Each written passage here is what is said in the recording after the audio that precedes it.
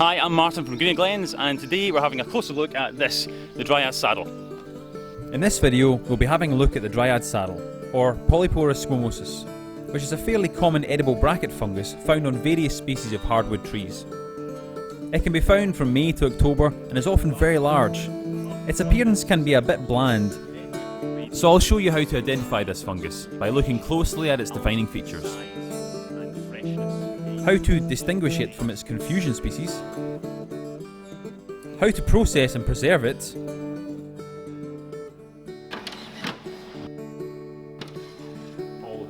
and some ideas of how to use it in the kitchen. I'll also be putting my life on the line by climbing a large beech tree to harvest one of the biggest Dryad saddles I've ever eaten. So stay tuned for all that great stuff.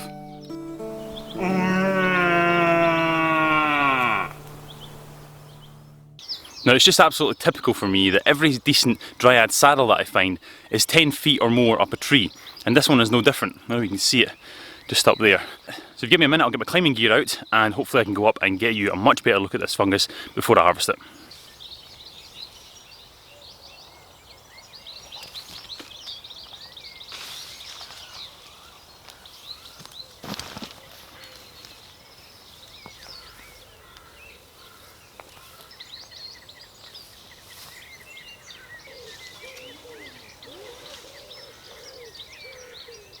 So this was supposed to be dead easy. I was planning to climb this with my SRT set up, no problem, but I've forgotten it because it's like 5 o'clock in the morning and my brain isn't turned on. So I've had to tie a 3-knot system which I haven't used since I was trained. So this might take a little while.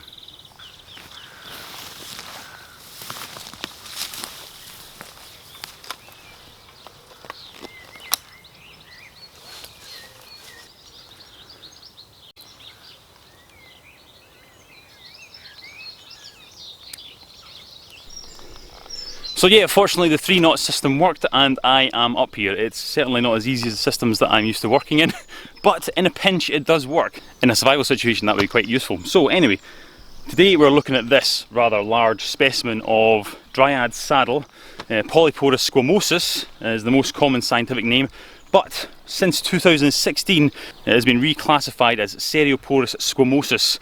This is because, due to phylogenetic study of the Polyporus family, they found out that there needs to be some determination between some of the mushrooms in the Polyporus family. So instead of it being Polyporus squamosus, it is now Cerioporus squamosus. So I'll try and mention the both so that you know that they are both the same mushroom. So as you can see, it is a bracket fungus. It has grown out from this rather nice beech here. Now unfortunately it is a heart rot fungus. It's going to cause white rot in the tree, and so it's obviously grown out for some dead wood on the inside. It is saprophic and parasitic, so it will feed off of living trees, but it will also feed off of dead stumps and dead roots and dead logs as well, so you will find them on dead stuff down on the ground. But most commonly I find them up in trees, hence why I'm having to climb this one. So this is quite a large specimen. If you're going to eat them, this is maybe a little bit large if you're going to use it as a choice edible, i.e. you're going to cook the fresh mushroom and eat it itself. But what this is great for is making a stock, drying it, powdering it and making a stock. I'll show you how to do that later. So let's talk about identifying this fungus. So if you've seen my chicken in the woods video, you'll have seen that this is a confusion species for chicken in the woods for the less experienced eye. For a more experienced eye, you're not going to really confuse this with anything. To be honest, it's a very, very easy bracket fungus to identify. I'll give you a little look at some of the common features. Now it is a bracket fungus, so you're going to see it growing generally out of wood. It will grow occasionally from the ground in a sort of funnel shape, but that is because it's growing out of some buried wood or perhaps some dead roots. Perhaps you will see it sometimes, but most commonly you'll see it coming out of the side of a tree like this one is. It's almost exploding from the side of the tree. So some of its common names would be pheasant back mushroom, Dryads Saddle. There's quite a few different ones. Scaly polypore. Now scaly polypore and pheasant back mushroom is actually pretty good descriptors because if you see on top, these sort of scales here radiating out from the place where it leaves the tree are very, very like female pheasant feathers. That sort of mottled effect, these little brown, sort of dark brown black scales. Now these can come off, so when they're a bit older they might be a bit more white. I'll show you a more rotten one of these in another video. So this It's the old one I was talking about. Look at how white it's become. All the scales have gone. Pore surface is very... that's almost gone as well. It's probably been... not only the rain has had this, but also probably a lot of insects have had it as well. But it's still quite firm.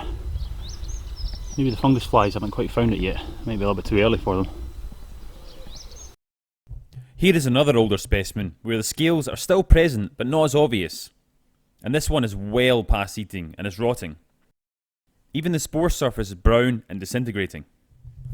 These sort of scales here are usually quite prevalent. Even on the younger ones you can see this.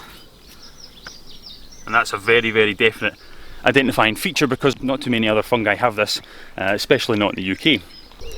The squamosus part of the name is actually referring to the scaly part of it, and obviously the polyporus or Cerioporus is to do with the pore structure underneath. So it is a polypore. It's in the polypore family, Polyporaceae, and so it doesn't have gills, it has pores. Now, one of the identifying features I think is quite good about Polyporus squamosus or Cerioporus squamosus or Dryads Saddle is that the pore surface is kind of geometric. If you can see there, I'll try and give you a close-up. So as you can see here, the pore surface of the bracket is a lattice of cells forming a sort of honeycomb maze on the surface of the flesh. You can see it more clearly in this younger specimen. This layer is only 5mm or so thick, and then it is white flesh throughout. As you can see, the holes in this honeycomb are not round but angular, which is why I use the term geometric to describe it. The pore tubes on, say, chicken in the woods, for example, or Merypilus giganteus, are very small. They're almost like velvet. They're very, very tiny, so you can't really make them out. But on Polyporus squamosus, or the Dryads Saddle, you can see them. They're almost like a honeycomb, you know, kind of geometric. So the pore surface differs that way, which is quite a useful little identifying feature if you can look close enough. So the pore surface is white. I hope you can see that, but it does have these little bits of brown in them. That's indicating that it's getting a little bit old. The flesh is white, but I find often it's got little sort of areas of slightly opaque flesh in it as well. I'll show you that later when I cut it in the kitchen. It is very difficult to show this on camera, but there are little flecks of slightly translucent flesh within the solid white flesh. But it's very hard to show this on camera.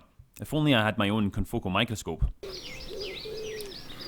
On the older specimens, or maybe specimens where you can see the place where it comes out of the tree directly, it goes black sometimes. You can see this clearly on this older specimen. So the form is of a bracket fungus. Generally they come out in clusters. So I'll show you in the other video I've got of the one that I find in the large sycamore. It comes out in multiple cups, multiple saddles. This specimen has been growing out of this very large broken sycamore limb for a number of years. And I've been back several times to harvest some of the fruiting bodies for the pot. It produces these clusters of multiple brackets year on year, and this is very typical for this fungus. Now another one of the common names that explains its shape is Dryads Saddle. Now dryads are a mythical creature in Greek mythology. They are like a sort of tree nymph. Dryad, or part of Dryad, named Dry, refers to oak in Greek. That doesn't really make any sense because I've never found them in an oak, but never mind. But it's supposed to be a Dryad saddle because it's supposed to look a little bit like a saddle. This particular example doesn't look very much like a saddle, but I'll show you in the other video I've got. They do look quite like a saddle, you know, the kind of shape they've got. I more describe it as like the old seat, you know, the old seat of a tractor, you know, that sort of shape, cupped shape. It tends to be more cupped, again, like a saddle, like the back end of a saddle, if you imagine, or like an old tractor chair, you know, and they tend to frond out like that. And very often they can be holding water in those cup shapes. Now, I can smell this right now, I wish you could, but one of the clear identifying features, I think, for this mushroom is its smell. Now, it smells very like watermelon rind, you know, the sort of white area underneath the skin of a watermelon. And it's like that, but it's like 10 times stronger. Now, this can be a little bit irritating. I find it a little bit irritating, but when you cook it or you dry it, it tends to lose a lot of that pungency, so it becomes quite mushroomy after that. It's not going to be as good as, say, your chicken in the woods or your morels or your seps, but it is quite a nice edible fungus, and it's nice this time of year when there's not so many other fungi around. Right now, this time of the year around May, I'll be out looking for these. I'll possibly be out looking for morels, although I don't get many in Scotland, and I'll also be out looking for chicken in the woods. So this is a sort of trifecta of nice fungi I try and find at this time of year. You will find this mushroom all over sort of the northern hemisphere. You'll find it in America, you'll find it in Asia, you'll find it in Europe. and it's very, very common. In terms of species it grows on, I typically find it on beech, which is on here, on ash and on maples, you know, like sycamores. But it can go on a variety of different things. It can grow on willow, it can go on a variety of different hardwoods. I'll make a little list on the screen just now so you can have a little look at them. Now this fungus here has got a little bit of damage on it. Now that was me, unfortunately, with my throw ball. The first shot bounced off a branch, came down, hit it. So you can see it's quite fragile. And one of the reasons why I've came up to get this today is when these get too big, they will break off and you'll find them on the ground, and they're also very vulnerable to getting eaten by fungus flies. You know, fungus flies come along here, lay their eggs into the fungus flesh, and within a matter of days, sometimes even a day, the entire fungus can be filled with maggots and essentially ruined. Some hardcore foragers still use them at that point, but if it's absolutely full of maggots, I tend to leave it. The texture isn't really that good anymore, and it's a little bit disgusting. Although I'm sure the hardcore foragers would just argue that's a little bit extra bit of protein. And when you dry them, usually the maggots fall out of them anyway, you know, in the dehydrator. So this isn't perhaps a choice edible specimen, but the edges of these will still be good for cooking. You know, I'll cut these up, I'll fry them up, put them in a stir fry or something.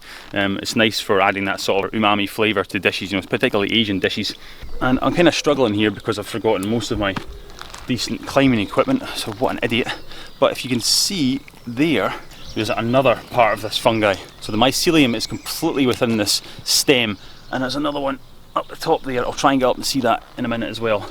But it's much younger, and perhaps I can leave this for another little while, and maybe that one will also produce a bigger piece of mushroom for me as well later on, so that's quite nice.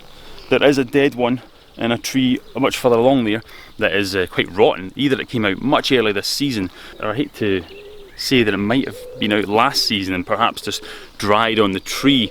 If they don't get the fungus fly in them, they are quite durable. The flesh is quite firm, and it stays firm even when you cook it. Some people don't like it for that aspect because it's a little bit difficult to cook until it's soft, which is why the younger ones are usually harvested.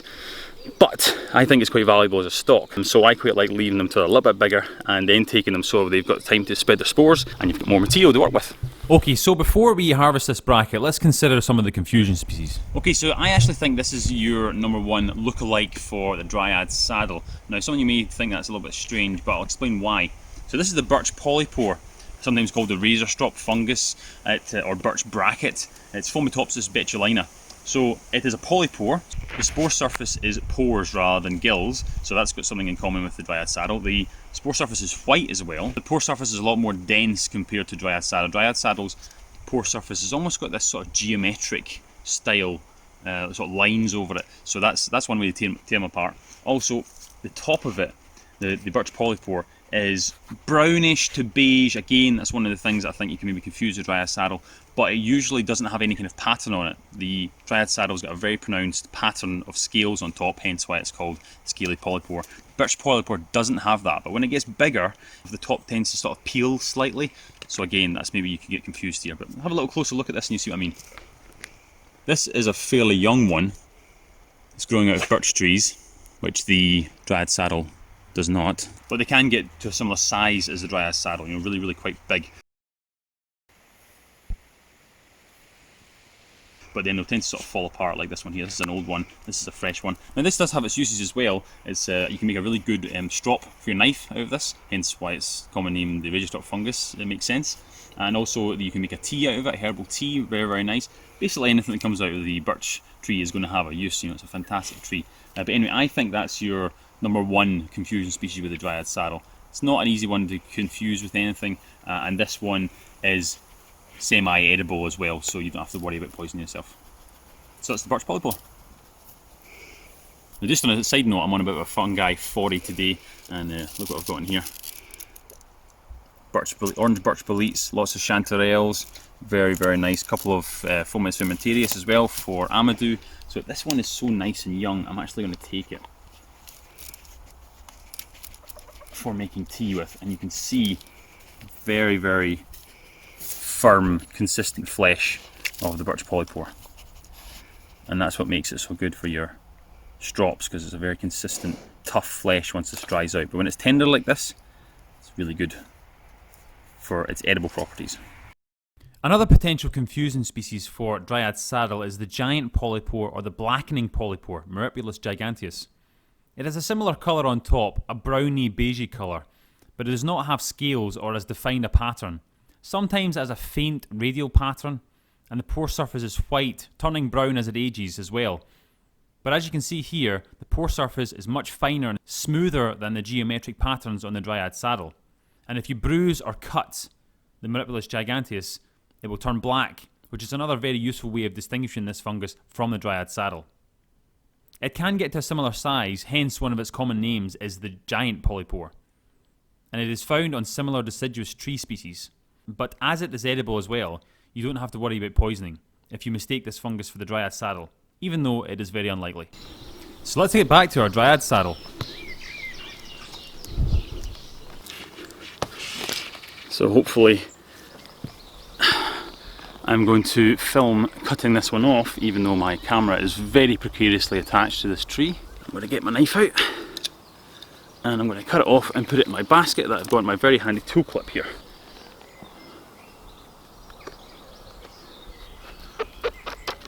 Very, very tough mushroom. May have to cut it from both sides, it's quite large, this one. We'll try and leave a little bit on. Oh, now there is that watermelon smell, much stronger now. Right, I'm just going to cut this where I can reach with the knife for now. Shedding a little bit of water. It's very typical for this fungus. You can see beads of water sometimes on the base of it as it sheds a bit of water. Wow, there's a lot of fungus here. And you can hear that crack. There we go. Look at that. Now that is a big mushroom. It's quite heavy. This is probably about 1.5 kilograms. It's quite moist. There's loads of moisture coming out of this. It's still growing. It's really, really good. You see the water dripping out of there?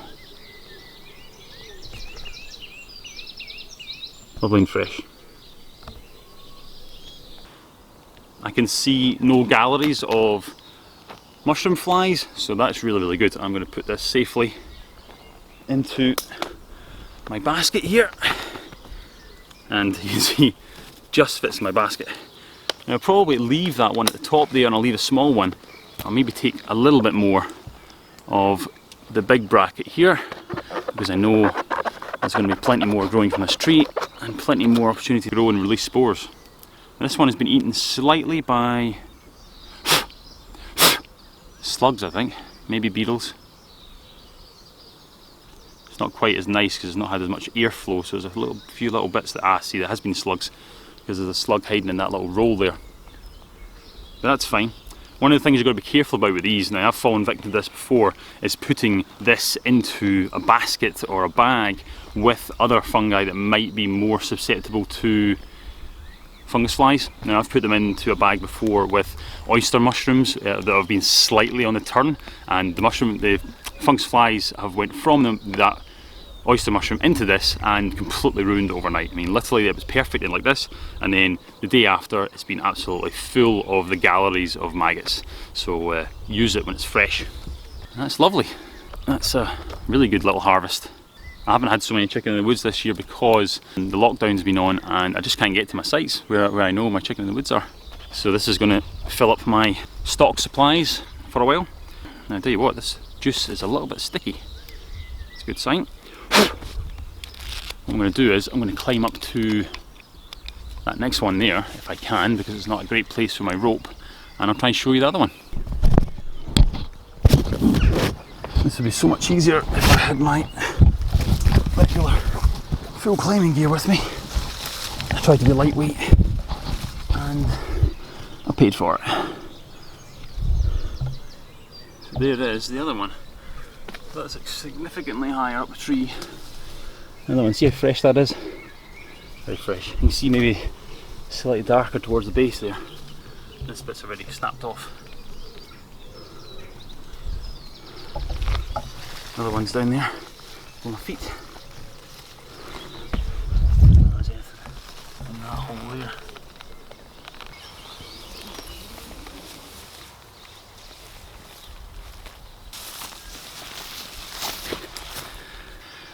There we go, it's a lovely little harvest, and I can still feel the water dripping out the bottom of this basket.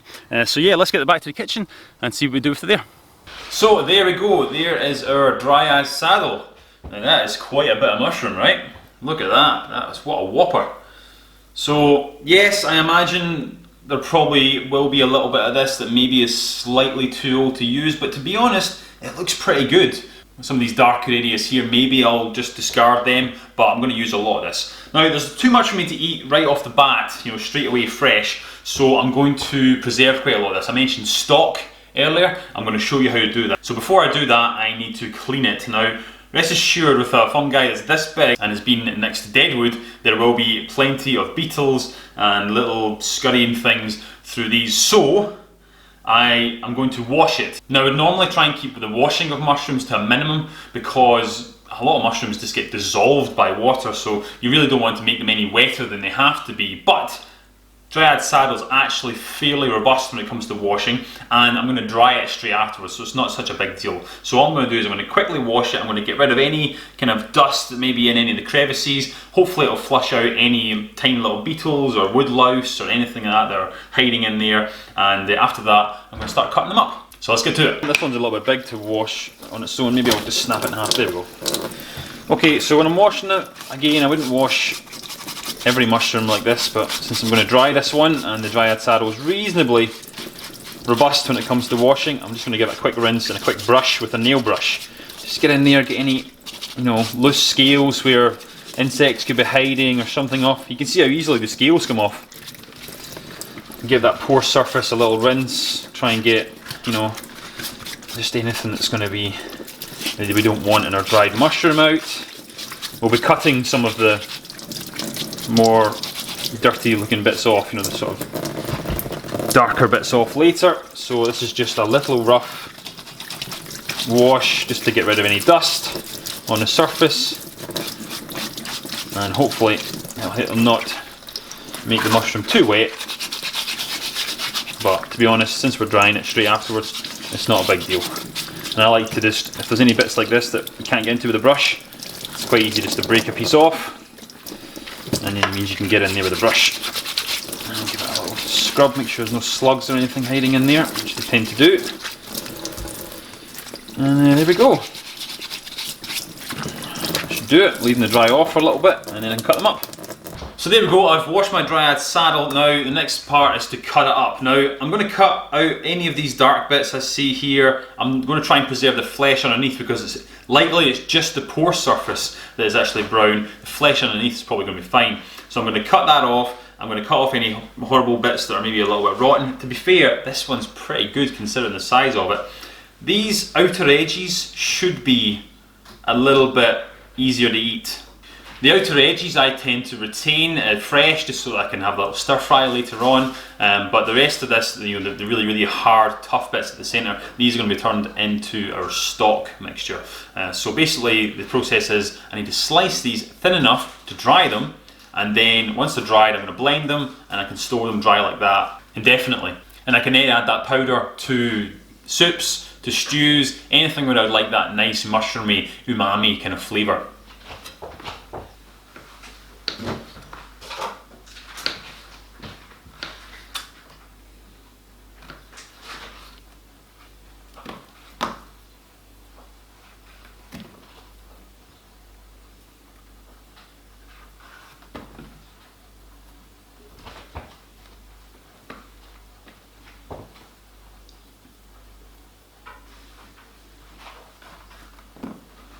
So as you can see, what I'm doing is I'm taking off these edges because these edges are actually quite nice and they're not too firm or rubbery yet, you know. You can see from a lot of these other cuttings that, you know, the firm flesh, it really does have very firm flesh. Some people don't like it for that reason. They think it's a little bit rubbery, a little bit too hard. I don't mind it at all. I find it fine. I quite like the fact that it holds together because that allows you more cooking options. But what I'm going to do for the big roots of these is I'm going to cut these thin enough to go into the dehydrator. Now a dehydrator is a fantastic tool. If you are into wild foods, then I implore you, get one of these. There's loads of different brands out there. I've got an Excalibur. It's really served me well, and it's a very, very efficient way of drying foods.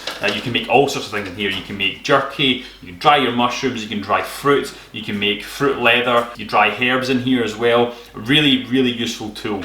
You know, wild foods tend to come out in gluts. So you know, if you're going to go out, you're going to pick some. It's much more efficient to go and pick out a load and then come back and dehydrate it so that you don't have to always keep going out and get it. Maybe you don't live so close to your wild food areas where you like to harvest. This is a great way of drying things, retaining their nutrient contents and just removing the water so that the bacteria and things can't work on them as well as they would have if they were wet. So what I'm doing here is I'm just cutting these slices thin enough to put in the dehydrator. So the dehydrator has drawers or trays that are about 1 centimetre, 2 centimetres apart. So they need to be thin enough to fit in between the drawers without touching the other drawers. I mean, you want to have a bit of space around it so that it's got plenty of room for the air to move around and to dry it effectively. Essentially what a dehydrator is just a very, very cool fan oven. It's got a heater in there that keeps it at a constant temperature, and there's a little fan to circulate the air, and it's in a closed space so that the dry air gets circulated around your wild foods.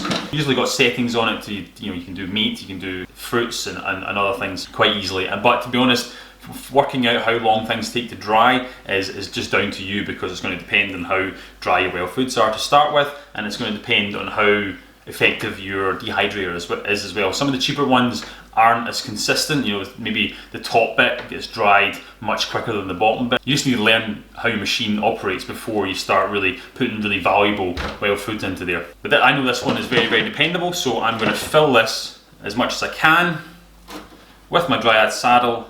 I'll put it on for a couple of hours and I should come back, and all the water should be out of these, and these should be crispy and dry, but not cooked.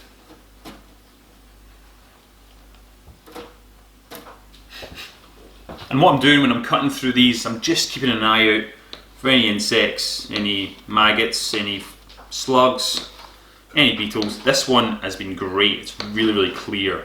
The flesh is really, really nice looking. So I'm not expecting there to be any problems. There was a couple of beetles and things and slugs on it when I first got it, but I gave them time to vacate and it looks really good now. There doesn't seem to be so much penetration of the flesh. So I'll try and show you now some of what I was talking about earlier with the little translucent patches in the flesh. Now mostly these are near the pore surface. You can see these little patches of translucent flesh.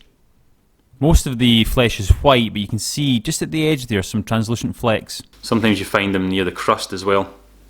But most of the flesh inside should be firm and white. So there we go, my drawers of my dehydrator are full, and I've got a lovely big box of fresh stuff to cook as well. I've just put them in one of these Tupperwares that's got the sort of drying rack underneath, and I've put a little bit of kitchen roll in there because that will help to keep it dry by absorbing the water. Okay, so I'm going to seal this up and I'm going to put it on to 135 degrees. And I'm going to turn that on now. I'm probably going to leave this for a couple of hours, and when I come back I imagine most of the drying will be done. I'll just have to test it then. If it needs a bit longer, that's fine, I can just leave it on for a little bit longer. Now the place is going to absolutely stink of mushroom or anything else that you're drying when it's drying, but once it's dried the flavour is retained, but not so much of the smell comes off it because it's not so wet anymore. A lot of mushrooms can be reconstituted once they're dried. You can dry them and then you can rehydrate them, things like porcini, really, really good for that. Some mushrooms are not so great, things like chanterelles don't do well when they're dried, so you're better off freezing them, but the Dryads Saddle's quite good when it's dried, so I'm going to go ahead and switch this on, and I'll come back in a couple of hours and we'll check it. So while that's drying, let's cook some of the fresh mushroom, ASMR style.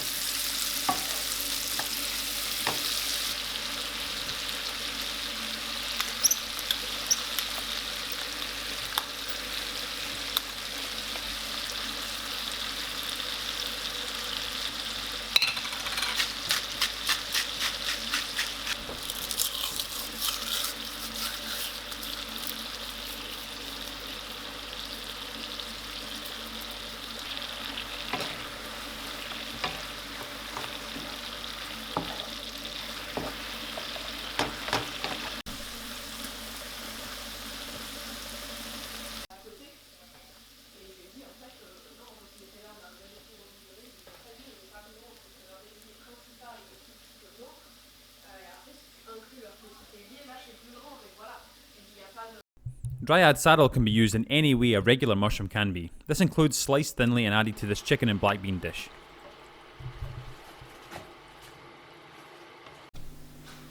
So the dehydrator has been going for 11 hours now. It's been in overnight.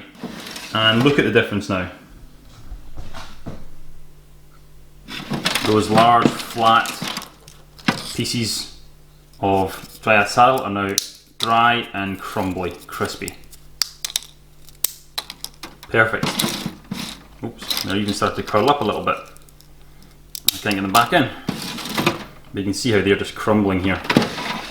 And because it's a good dehydrator, all of the drawers are equally as dry. And so the next stage of making my stock is just getting a simple blender and putting my Dryad Saddle flakes into the blender and blending it into a powder. And the blender will do this very easily.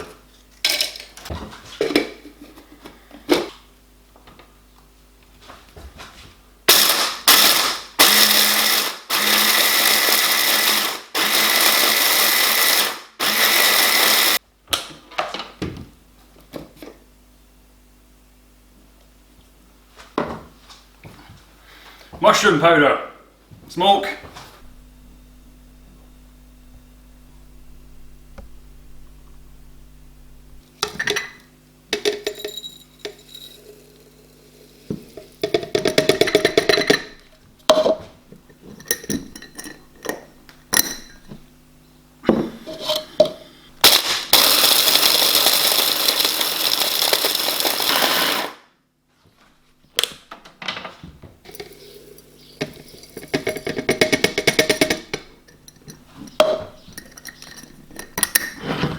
You know, you'd be surprised at how much this actually smells like flour. So there we are left with a lovely big batch of mushroom stock from our Dryad Saddle. And you can see just how much moisture was in the mass of that Dryad Saddle, how much went into the dehydrator and how much space is actually taken up by the powder in this jar. Quite amazing, eh? So I can take that and I can add it, I can make a mushroom stock, I can add it straight to stews to improve the mushroom flavour, or if I really wanted to I can make a mushroom porridge with it. A lovely soup, a lovely mushroom sauce. The possibilities for this mushroom powder are extensive.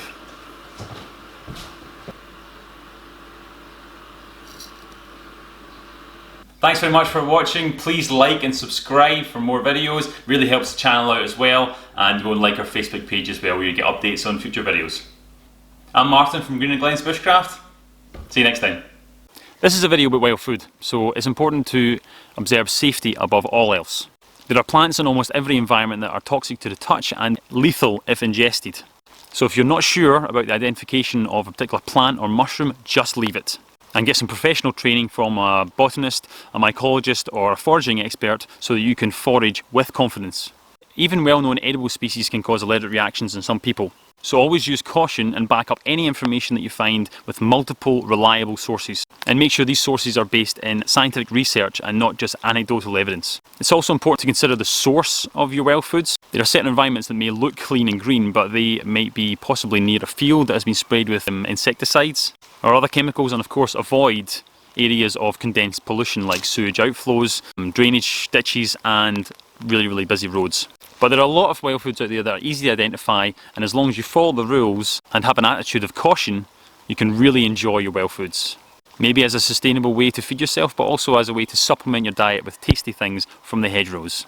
Remember, a moment of mouth pleasure or impressing your friends is not worth dying for. So please be careful and check everything multiple times before you try it.